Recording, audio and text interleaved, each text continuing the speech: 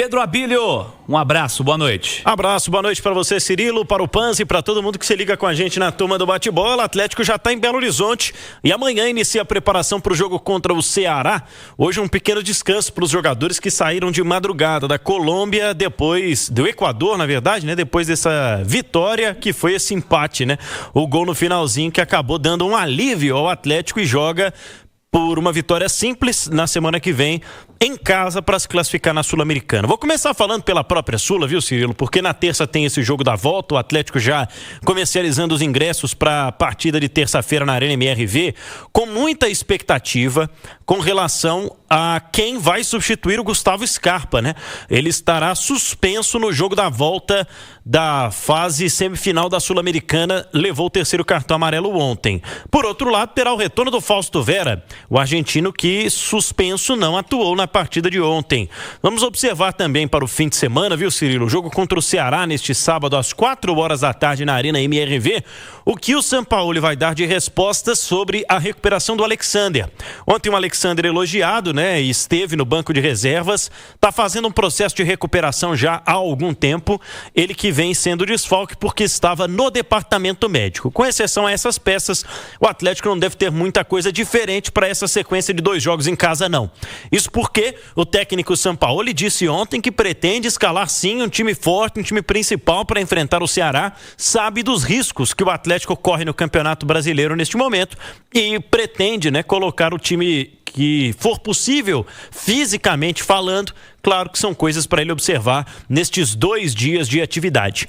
2 repercussões importantes do pós-jogo do Atlético contra o Del Valle ontem, Cirilo. A primeira delas, o Cláudio Rezende ouviu aqui ainda no pós-jogo o presidente da associação, o Sérgio Coelho, que explicou a reunião que teve longa durante o dia de ontem, já no Equador, onde ele esteve com a delegação, com o Hulk, depois das informações veiculadas por vários veículos brasileiros sobre uma possível rescisão contratual que o Atlético estudava para não ter o alto salário do Hulk no ano que vem. Mas o Sérgio Coelho tratou de colocar ponto final nessa história, disse que o Hulk será respeitado e o Hulk mesmo falou, né, na saída de campo, disse que é muito grato ao Sérgio Coelho, os dois se agradeceram publicamente e falou sobre a sua vontade de permanecer também para cumprir este contrato que vai até dezembro do ano que vem.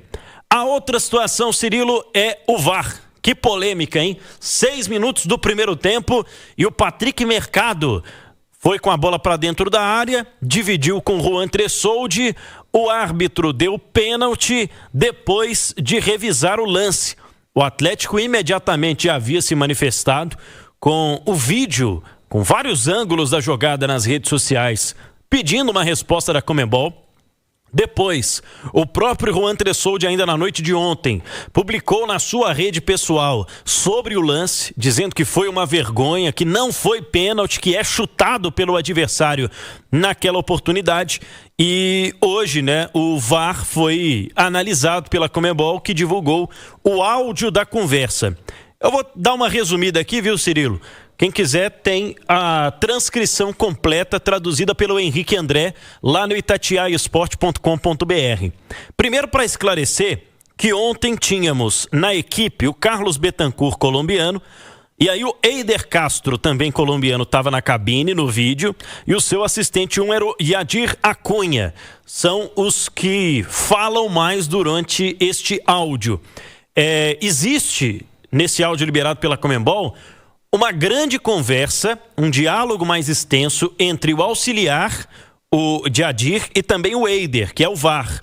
Os dois antes de chamarem o Carlos Betancur no campo. Eles conversam longamente sobre o lance. E a todo momento, quem ouviu esse áudio vai perceber que eles falam em APP, que é basicamente o início da posse de bola ofensiva. Isso na linguagem da arbitragem, eles precisam analisar desde o momento em que a posse de bola é recuperada pelo outro time, quando o lance em tese começa, para saber se não há nenhuma irregularidade. Tratado o APP como jogada limpa, eles começam a chamar o Eider. E aí, quando o árbitro chega no vídeo, ele vai totalmente contra o que está dizendo o VAR e basicamente contra o que está dizendo a imagem. Porque, para nossa surpresa, ele marca o penal com base em uma falta por baixo. Ele fala várias vezes, né, do choque da perna do jogador do Galo com o atleta Mercado. Só que é justamente o contrário que a gente observa nos vários ângulos, né? O Juan Tressoldi coloca a perna esquerda à frente, o Mercado tenta a finalização de direita e acaba atingindo o jogador atleticano. Ou seja, ontem a gente falou, né, que a única justificativa talvez fosse o braço esquerdo do Juan Tressoldi no Patrick Mercado, mas o árbitro entende que houve uma falta por baixo nesse lance. Em tempos de VAR, aliás, para quem acha que só tem juiz ruim no Brasil, né? A prova tá aí. Mas em tempos de VAR, lances como esses não deveriam passar.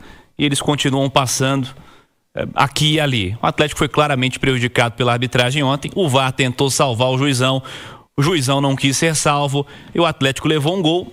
Talvez saísse sem levar gol. Acabou levando um gol no jogo de ontem. Vamos fechar notícias do Galo, Abílio? O Atlético venceu o Real Brasília há pouco, Cirilo, no Sesc, em Venda Nova, por 3-0, com 2 gols de Murilo e um gol do Laubach. Esteve naquele início de campeonato mineiro neste ano. Gabriel Veneno foi titular.